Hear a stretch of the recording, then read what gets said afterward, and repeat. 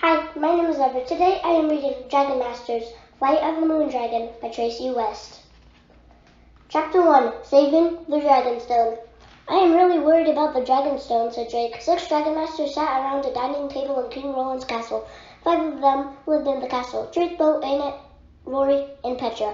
Hiru, the 6th Dragon Master, lived in the land of pyramids. The Dragonstone had chosen each of them to connect with dragons. Hiru had flown a long way on Wadi's dragon. Wadi was resting in the dragon caves, and Hiru had brought important news. The Prime Dragonstone is dying. You are right to be worried, Jake, said Hiru. We must find the Prime Stone so that we can try to save it. That is why I came here. My family thinks you and your friends can help us. Wait, what exactly is the Prime Dragonstone? Bo asked. Hiru looked down. A green dragonstone hung from a cord around his neck. Each of the others wore a stone just like it. We each come from the Dragonstone we each wear a piece of the Dragonstone to connect with our dragons, said Hiru explained. All of our smaller stones come from the Prime Stone. So, is the Prime Stone huge? Asked Anna, who was also from the land of pyramids. I think so, said Hiru, but I have never seen it. It has been hidden inside a secret pyramid for many years. A scroll tells us that it will take 6 dragons to enter the pyramid, but first we must find it. Just then Griffith the wizard walked into the room. I have spoken with King Roland, he said. I asked if you may all go to the land of pyramids. He will tell us soon, but I will stay here and look for a way to save the Dragonstone. The king has to say yes, said Rory. If the Dragonstone dies, we won't be able to connect with our dragons anymore. Petra, the newest Dragon Master, turned to Hiru. If you've never seen the Prime Dragonstone, then how do you know it is dying, she asked. Our family has a larger piece of the Dragonstone just like Griffith does, Hiru explained. Its glow keeps fading, and lately I've been trouble connecting with Wadi. Those are signs that the Prime Dragonstone is weakening. As Hiru spoke, Drake's own Dragonstone started to flicker. It wasn't glowing strong, like it usually did when Worm, his Earth Dragon, communicated with him, but still Drake heard his dragon's voice in his head. Come, said Worm. It is. Then his voice stopped. It's Worm, Drake said. It sounds like something is wrong, but he didn't finish his message. We must go to the dragon caves. The dragon masters rushed down to the long staircase that led to the dragon caves. Drake ran up to Worm, a brown dragon with tiny wings and a body like a snake. What's wrong? Drake asked. Worm nodded toward the cave of Vulcan, Rory's fire dragon. The dragon was snorting and pawing the ground. Vulcan, cried Annie. She ran to him. What's the matter? His connection to you is getting weaker, said Griffith. Vulcan may be feeling confused and scared. Rory reached to the bars of the cave and patted her dragon's nose. Hang in there, Vulcan, she said. We'll find a way to save the Dragonstone. Griffith! Simon, a castle guard, said as he marched in. King Roland agrees that the Dragon Master should go to the land of pyramids. They may leave at once. Chapter 2, The Dragon Temple. Excellent, Griffith said. You are off to the land of pyramids. My parents will be waiting for us when we arrive, said Hiru. It sounds like a very long trip, said Petra. She twisted a blonde curl around her finger. Are we going to fly there? No, we will have to use Worm's power to get us there quickly, Hiru explained. Anna's dark eyes shone with excitement. Worm can get us there in the blink of an eye, she said. Can Worm take all of us and our dragons? Petra asked. Jake nodded. First, I'll tell him where to go. Then, if everyone touches the dragons and then touches Worm, he'll get us there. Everyone, please get your dragons ready, Griffith said. The Dragon Masters moved quickly. Rory brought out Vulcan, who was calmer now, and it led out her shimmering white sun dragon, Capri. Hiru took out Wadi, a black moon dragon, who was Capri's twin.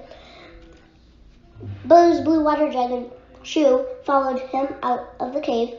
Petra stepped out with Zera, her Hydra, a four-headed poison dragon. Drake talked to Worm. Worm, can you take us to Hiru's temple in the land of pyramids? He asked. Worm nodded, and Drake led him out of his cave. I will join you all as soon as I can, Griffith told them. I trust that you will find the stone, and I hope that the key to saving it is here somewhere in my books. All right, everybody, Drake called out. Touch your dragons and then touch Worm. Their dragon masters obeyed. Worm closed his eyes. His body started to glow. Then, whoosh, green light exploded in the caves. Then when it faded, they weren't in the caves anymore. They were outside. A bright moon shone on a stone temple, there were 2 dragon statues, one on each side of the door. A man and a woman ran out of the temple. "Hero, you are back," said the man. "And you have brought help," said "Hero, you are back," said the woman. "And you have brought help," said the man. "Very good. Welcome to the land of pyramids, Dragon Masters. Everyone, this is Tarak, my dad, and Sarah, my mom," Hero said, introducing the Dragon Masters to his parents. Then 6 men wearing white tunics and pants rushed out of the temple. "These workers will take your dragons inside," Tarak said. We don't want curious visitors coming here. We have important work to do." Sarah clapped her hands. "Come," she said, "we must go to the temple's secret chamber." Chapter 3. A Clue. "We are the keepers of the ancient secrets of the dragon," Tarak announced as the Dragon Masters walked through the temple. "These secrets have been passed down in our family for years." Torches lit the halls of the temple. Pictures of dragons were carved into the walls. They went downstairs and came to a room full of dragon statues. Sarah walked to a statue with sparkly green eyes. "Those look like dragon stones," Bo said. Sarah smiled and removed one of the stones. The wall in front of her slid open. She waved for everyone to follow her. The secret chamber was filled with shelves loaded with scrolls and books. Sarah took one of the scrolls. She moved to a large table. "This is all we know about the Prime Stone," she said, unrolling the scroll. Drake looked at it. On top of the page was a strange-looking dragon symbol. The rest of the page was filled with pictures, not alphabet letters. "This is very old writing," Anna explained. "In ancient times, people wrote messages with pictures instead of words." "Yes," agreed Tarak. "I have read these pictures many times. The scroll says that the Prime Dragon Stone is in the Pyramid of the 7 Dragons, but we do not know which pyramid that is or how to find the Dragon Stone within the pyramid." "There is also a rhyme," said Sarah. She picked up the scroll and read aloud. "A flying dragon will find the pyramid. 6 dragons are needed to find the Prime Stone. 6 dragons must go with our Dragon Masters. No dragon or master can do it alone." "The message is clear," said Tarak. "It will take 6 dragons to find the stone. That is why we need your help." "One flying dragon to find the pyramid," Drake repeated. "Does that mean the pyramid can only be seen from above?" Sarah nodded. "Hero has searched with Wadi many times, but he has not found the secret pyramid yet," she said. "I will search again tonight," said Hero. "Wadi can hold one more rider." Drake and Rory's hands shot up. "I'll go," they both said. Rory grinned. "Drake beat you by 1 second, Rory." "Yay," cheered Drake. Rory frowned. "Why can't we all fly with our dragons and look for the pyramid?" she asked. "A dark dragon like Wadi can fly at night without being seen," Tarak explained. Hero turned to Drake. "Let's go find the Pyramid of the 7 Dragons," he said. "Good luck," Anna called out. Chapter 4. Wadi, look out! Drake ran outside with Hero. The temple workers had brought Wadi there. The boys climbed onto the moon dragon's saddle. Hero patted Wadi's neck. "Wadi, please fly to the pyramids." Wadi flapped his wings and took off into the air. The moon lit up the village below. The rows of houses gave way to the sands of the desert. "We must look at the pyramids from above," said Hero. "Keep an eye out for anything that could tell us which one is the Pyramid of the 7 Dragons." Drake looked down. Dozens of pyramids were scattered across the sand. 3 of them had pointy gold caps that glittered in the moonlight. "Maybe it's one of those shiny ones," Drake suggested. "They look important." Hero nodded and steered Wadi toward the nearest one. Drake looked at the pyramid closely. It had smooth sides and a golden tip, but nothing said that it was the Pyramid of the 7 Dragons. "Wadi, the next," Hero called out. They flew to the second gold-tip pyramid and the third, but they all looked pretty much the same. These are not what we are looking for," said Hero. They flew over more pyramids. They all had smooth stone walls. Drake frowned. "I don't see anything special about these pyramids," he said. "We must keep searching," said Hero. Wadi soared across the desert. He flew over another pyramid. Drake looked at it. The walls were smooth. Then, "I see something," Drake exclaimed. That pyramid has squiggly lines carved into the stone. Do you see them?" "Yes," said Hero. "I did not notice them before. Wadi, take us closer." Wadi swooped down. He circled the pyramid. Drake gasped. There were dark lines on each side of the pyramid. Alone, they didn't look like anything. But when Wadi and Drake circled the pyramid, "It is the dragon symbol from the scroll!" Hero cried. "We have found the Pyramid of the 7 Dragons." Then Drake heard a rumble in the sky. He looked up. Dark clouds floated overhead. "A storm is coming," he said. "We should get back." Wadi, take us home. But Wadi kept flying around the pyramid. Wadi, stop, Hiru yelled. But the moon dragon didn't listen. Hiru looked down at his dragon stone. My stone was flickering, he gasped. Boom! Thunder crashed. Lightning shot out from the storm. We're flying right into the lightning, Drake yelled. Chapter 5. 6 Dragons, 6 Masters. Hiru pulled tightly on Wadi's neck to steer him away from the lightning bolt. Then the moon dragon flew back to the temple as a soft rain fell. Drake and Hiru climbed off Wadi's back. Hiru's parents and the other dragon masters ran up to meet them. Did you find the pyramid? Rory asked. Yes, Drake replied, but Wadi became confused out there, like Vulcan did back in the caves. My stone was flickering, explained Hiru. Wadi couldn't follow my directions, and we almost got struck by lightning. Tarek nodded. We are glad you are safe. Your connections with your dragons are really weakening now. It is good that you found the pyramid so quickly. There is no time to waste, added Sarah. You must all go to the pyramid to find the stone at once. The other dragons were brought outside. The dragon masters touched their dragons, then they touched Worm. Drake pictured the pyramid with the dragon symbol in his mind. Worm, take us there, he said. Whoosh! In a flash, Worm took everyone to the pyramid of the 7 dragons. Drake gazed at the tall pyramid in front of them. Now we have to figure out how to get inside. That looks like a door, said Anna, walking up to a big stone shaped like a rectangle. Rory pushed on the stone. It didn't move. How do we open it? Petra studied the door. There are 6 symbols carved on it. Maybe these are a clue, she said. Drake looked at the symbols. He saw a moon, a fire, a sun, and a drop of water. There was a round symbol that looked like a rock, and there was a skull. Wait a sec, said Jack. Those look like the powers of our dragons, Rory said with him. Petra touched the skull.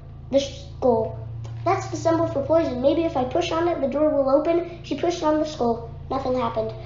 There are 6 symbols and 6 of us, said Bo. Maybe each of us needs to touch the symbol that matches our dragon. He touched the water drop. Anna touched the sun. Hiru touched the moon. Jake touched the rock. Rory touched the flame. And Petra touched the skull again.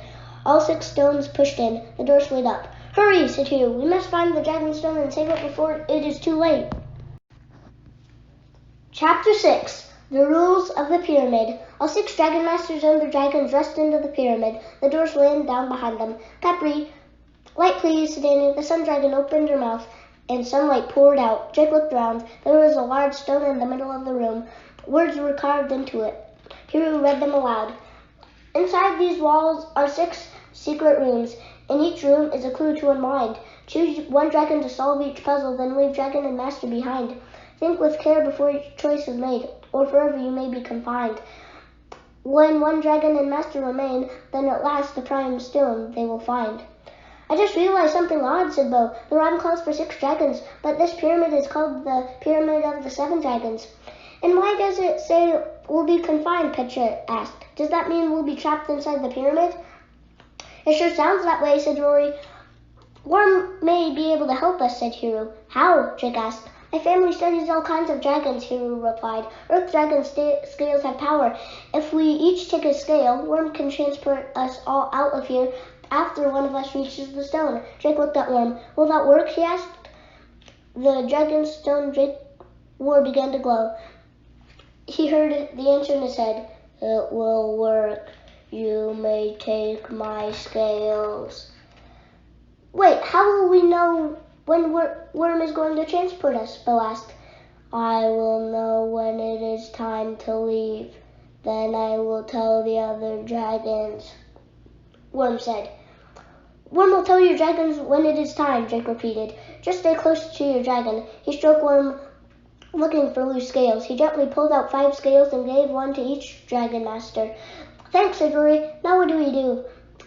I think the rhyme tells us what to do, said Bo. Each of our dragons must have the power to get us out of one room and into the next. Cappy shone the light around the room as the dragon masters looked for a way out. They saw 4 walls made up of stone, but no door. So which dragon gets us out of this room? Anna asked. Chapter 7. The Pipe and the Wall. I don't see a door anywhere, Rory said. We need to find the door to figure out which dragon can open it, Bo said. Petra studied one wall. What about this smooth area? There are smaller stones all around it. Drake pushed on the smooth stone. It didn't move. This could be a way out, he said, but there must be a special way to open it. I don't see any symbols this time, said Anna. Only one of our dragons can get us out of here, Hiru said. So we must think about our dragon's powers. Which one can move the stone? Vulcan is the strongest, Rory bragged. He could push right through it. I don't think that's a good idea, Anna said, remember the time when Vulcan tried to push through the stone and the tunnel collapsed on us? Petra looked up. We don't want the whole pyramid falling on us. I don't think Vulcan is the answer here, said Drake. He thought about when the tunnel collapsed. Worm had moved big rocks using the power of his mind. Worm can move stone, Drake said. Worm's powers could probably get us out of any room, said Petra. So we might need to save him for something no other dragon can do. Drake nodded. Good point. Bo's looking up above the smooth door. A long pipe was sticking out of the wall. Maybe that pipe is a clue, guessed Bo. Pipes carry water, and Shu is a water dragon. Drake understood. Do you think Shu can shoot water into the pipe? Yes, of course, said Bo. Drake felt a pang at the thought of leaving Bo behind first. You have Worm's scale, right? He said. Bo nodded. Drake took a deep breath. Okay, let's see if you can open this door. Bo's dragonstone glowed. Shu, please shoot water through that pipe. Shu shot a stream of water right into the pipe. After a few seconds, the smooth part of the wall began to rise. It's working, Anna cried. The door stayed open as Shu continued to shoot water. Hurry! Get through the door, Drake yelled. Everyone dashed through the door with their dragons. Drake looked back at Bo and Shu. We'll be fine, Bo called as Shu's water stream slowed down. Good luck. Then the door slammed shut. Chapter 8. The Vines. Khepri moved her head from side to side, shining sunlight around the second room. This time the Dragon Masters and the dragons could clearly see the way out. A big round rock blocked an opening in the wall. Vulcan could try to push it, Rory said. First we need to know what we're dealing with, said Petra. Drake heard a drip, drip, drip. Quiet everyone, he said. What's that sound coming from? Khepri shone light on a big stone pot set up a few feet away from the big rock. The Dragon Masters crept closer to the pot. Vines were carved into the sides of the pot. Inside, the pot was filled with dirt. Then Drake looked up. A pipe stuck out from the ceiling. It was dripping water into the dirt. This pipe must be connected to the last room, Drake said. Anna smiled. Plants need water to grow, but they need sunlight too, she said. Of course, said Petra. Anna turned to Khepri. Please shine your light inside the pot, she said. Golden light poured from the sun dragon's mouth. It hit the dirt in the pot. The dirt began to stir. A small green shoot sprang up. It's working, Rory cheered. A green shoot grew into a thick vine. The vine grew out of the pot. More vines grew. They snaked away from Khepri, across the floor toward the round rock. As they grew, they pushed the rock. They opened the door. That's good, Khepri, Anna said. The dragon stopped shining their light on the vines, but they kept growing, and they started to fill the opening of the door. We must hurry, Hiru said. Drake, Rory, Petra, and Hiru ran through the door with their dragons. The vines were growing bigger and bigger, and the dragon masters had to squeeze past them. Drake looked back at Anna. He could see her and Khepri through the tangles of vines. Wadi let out a sad cry. Anna waved. Keep going, we'll be okay, she called out. Then the vines closed off the doorway completely. Without Khepri's sunlight, the third room was very dark. Vulcan, fire, Rory said. Two flames danced out of Vulcan's nostrils. They cast a glow around the room. The vines had chased them into this new room. They were growing fast. They spread along the walls. I see a door. Get there before the vines block it, Drake yelled, pointing to the far wall. They raced across the room, but the vines reached the far wall before the Dragon Masters did. The big thick vines blocked the door. We're trapped, Petra cried. Chapter 9. 4 dragons left. Drake tried to think fast. He looked around the third room. The vines covered every inch of the wall. Time for a bonfire, said Rory. Vulcan, wait, Rory, he cried. That could be dangerous. We have no way to put a fire out. Rory's face turned pale. I forgot we left Shu behind, she said. I have an idea, said Petra. Zera's poison can melt rock. I'll bet it could kill those vines. Good thinking, Petra, Drake cried. So I will ask her to spray the vines with poison where we saw the door, Petra said. Then you can open it? Hero nodded. That's right. Petra bit her lip. What if Zara sprays someone by mistake, she asked. Drake knew why she was worried. Zara's poison had accidentally hit him and King Roland. It had made them very sick. We'll stay out of the way, he said. Tell Zara to aim carefully and make sure your stone is glowing. Petra nodded. Okay, she said. She looked down at her dragon stone, which was glowing brightly. Zara, aim straight ahead. Kill those vines. The Hydra's four heads reared back. Liquid poison shot from each of their 4 mouths and sprayed the vines. The vines withered and turned brown. They fell to the floor, and everyone could see the door again. Rory ran to the door and easily pushed it open. Let's go, she called out. Hero and Wadi hurried after her. Drake and Worm followed, looking back at Petra. She waved to him with a brave smile on her face. Petra and Zara, Anna and Kepi, Bo and Chew, all of them were trapped. Drake had promised that Worm would get them all out. He looked down at his dragonstone. I hope the Prime Stone doesn't die before Worm can get us all out, he thought. Chapter 10. Fire! Drake, Hero, and Rory looked around the 4th room. Vulcan's flames lit up the darkness. Drake could see lots of thick rope hanging down from the high ceiling. Then he spotted a door across the room. The door was made of a thin stone slab. A rope connected the door to a heavy stone rope connected the door to a heavy stone cube that dangled above the floor. Another rope connected the cube to a metal loop sticking out of the wall. All right, this must be Vulcan's challenge, Rory said. He needs to burn the rope that connects the cube to the metal loop, right? She pointed to the rope attached to the hanging cube. Good thinking, Hero replied. Then the cube will fall, and when it does, the door will lift up. Just be careful, Rory, Drake said. Make sure Vulcan burns through only that one rope, or all those ropes on the ceiling will go up in flames. Rory rolled her eyes. You sound like Griffith, she said. I am so good at controlling Vulcan now. I can ask him to make a big flame or just a really tiny one. Rory pointed. Vulcan, burn that rope, she cried. Her dragonstone glowed bright green at first, but then it flickered and went out. Vulcan roared. He reared back, a fireball shot from his mouth. The flames hit the ropes hanging above them. Within seconds, the ropes on the ceiling caught fire. Chapter 11. Glow in the dark. Vulcan, no! Rory yelled, shielding her eyes from the flames. Hero hopped on Wadi's back. He whispered to the dragon. Wadi flew up and spread his wings, smothering the flames on the ceiling. Wadi flew back down. Good job, Wadi, said Hero. And look, said Drake. The rope attached to the cube wasn't hit. Rory's dragonstone was glowing very brightly now. Rory, quick! Ask Vulcan to try again, Drake cried. But Rory looked scared.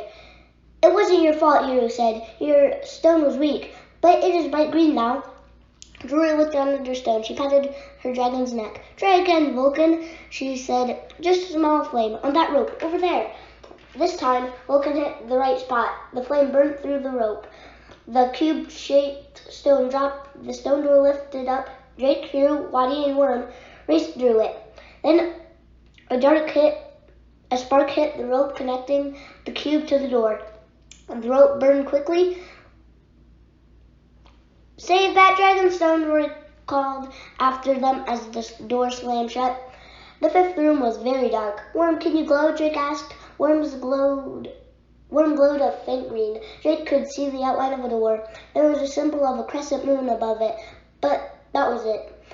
It looks like a moon dragon will have to open this door, said Drake. Hero nodded. Wadi, moonlight, please. A ribbon of dark light streamed from Wadi's mouth. It looked like a rainbow made of blue, black, and purple. The light lit up the wall in front of them. Drake gasped. Glowing pictures appeared on the door. The ancient writing didn't show under Worm's glow, said Drake. Wadi's moonlight made it show up. Hero read the message. It says, I must read the rhyme aloud to open this door, he said. When it opens, you and Worm must pass through. Drake's stomach flip-flopped. He suddenly realized he would be moving on alone. I thought maybe you would be the last one, he said to Hero. You can do this, Drake, Hero told him. Whatever you find in that room, you and Worm will handle. I have faith in you both.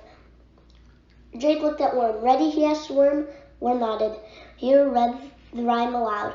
A water dragon was Dragon 1. Dragon 2 was of the sun. Dragon 3 was poison green. A fire dragon was fourth to be seen.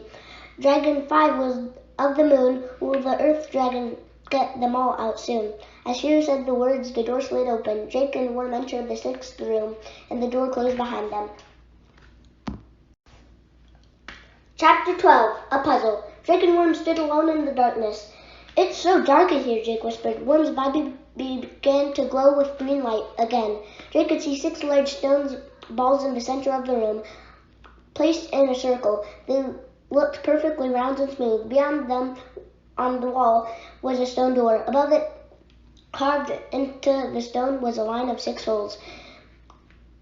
Do you think these stone balls go into those holes above the door, Worm? Jake asked. Jake heard Worm's voice in his head. Yes. Jake walked over to one of the stones. He put his arm around it. It was so heavy. These are too heavy for me to move, thought Jake, but Worm could move them with his mind. Jake looked at the stones. Each one had a symbol on it, just like the symbols on the front door. There was a moon, a sun, a water drop, a flame, a rock, and a skull. Next, Jake looked at the holes above the door. He didn't see any symbols on them. How will I know which stone goes where? There must be a special way they need to go in, Jake said. Then he remembered the words from the rhyme that Hero had just read. A water dragon was Dragon 1, Jake repeated. That's it! I bet the stone go into the wall in the same order as we crossed through this pyramid. So the stone with the water drop on it goes first. Ready, Worm? Worm nodded. The stone with the water drop glowed green. It floated up, and it fit perfectly into the first hole above the door.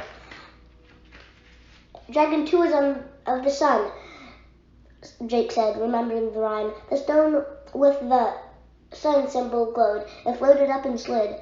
Great job, Worm, said Jake. 0 was the third dragon, so the poison symbol was next. Worm lifted the stone with the skull symbol, then the stone with the flame, then the stone with the moon. One more, Worm, Jake cheered. Worm's body glowed, and the stone with the rot symbol on it slowly rose up. It floated into the final hole above the door. Creak! The door lifted up. We did it, Jake cheered. Worm crawled through the doorway with Jake. They entered the 7th room. Suddenly, Worm sank to the ground. His glow faded. Worm! Jake cried. What's wrong? Worm didn't answer. Jake looked around the room. There, towering above them, was the huge green stone, blinking on and off.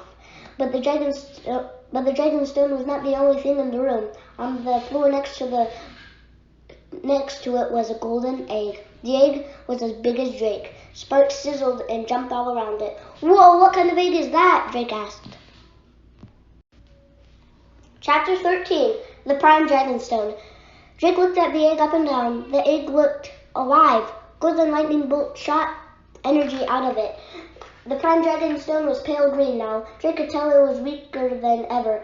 Then he noticed that a stream of green sizzled between the Dragonstone and the egg. It connected them, and as the stone got dimmer, the egg got brighter.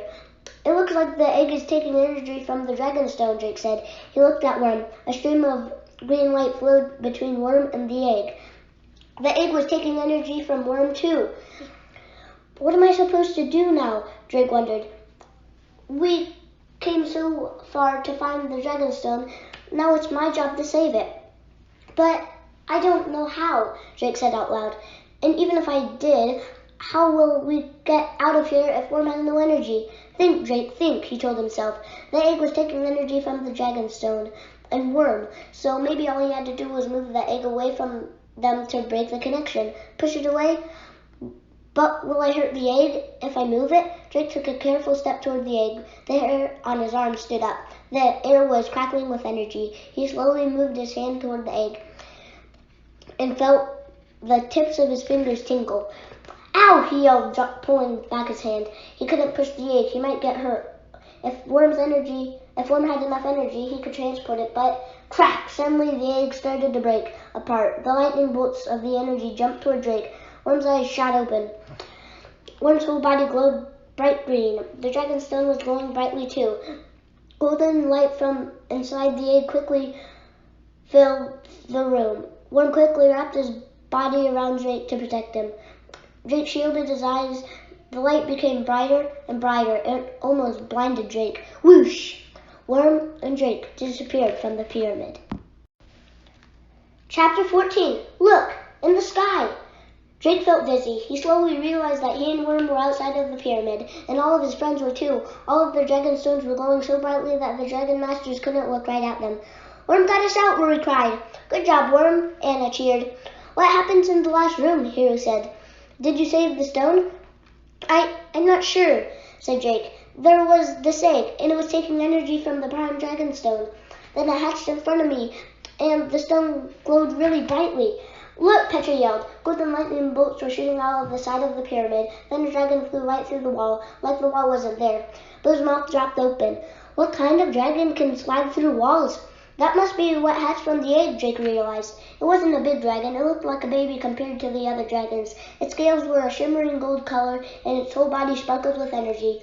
The dragon flew around wildly. It looked like it didn't know which way to go. It's just a baby, cried Anna. Hugh's eyes were wide. That's a lightning dragon, he said. I have read about it in the schools, but I have never seen one.